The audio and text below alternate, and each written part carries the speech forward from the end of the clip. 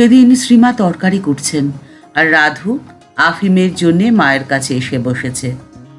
শ্রীমা বুঝতে পেরে রাধুকে বললেন, রাধি আর কেন, উঠে দাঁড়া না, তোকে নিয়ে আর পারি নে রে, তোর জন্যে আমার ধর্ম কর্ম সব গেল, এত খরচপত্র কোথা থেকে জোগাই বলতো।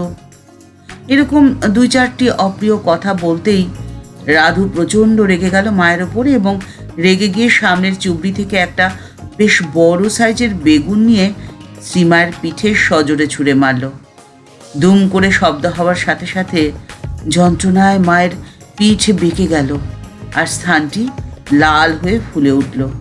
শ্রীমা এতটুকু রাগলেন না, সঙ্গে সঙ্গে ঠাকুরের দিকে তাকালেন।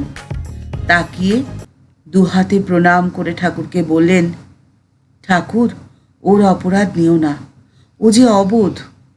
এই বলে নিজের পায়ের ধুলো নিয়ে রাধুর মাথায় দিলেন আর বললেন, রাধি, এ শরীরকে ঠাকুর কোনো দিন একটু শাসন বাক্য বলেননি, আর তুই এত কষ্ট দিচ্ছিস। তুই কি বুঝবি বলতো, আমার স্থান কোথায়? তোদের নিয়ে পড়ে আছি বলে তোরা কি মনে করিস বল দেখি। মায়ের কথা শুনে রাধু কান্নায় ভেঙে পড়ল। রাধুকে কাঁদতে দেখে মা তাকে সান্ত্বনা বাক্য দিয়ে বললেন, শোন, আমি যদি দুষ্ট হই তাহলে এই ত্রিভুবনে তোর যে আর কোনো আশ্রয় নেই, এই কথাটা সব সময় মনে রাখিস।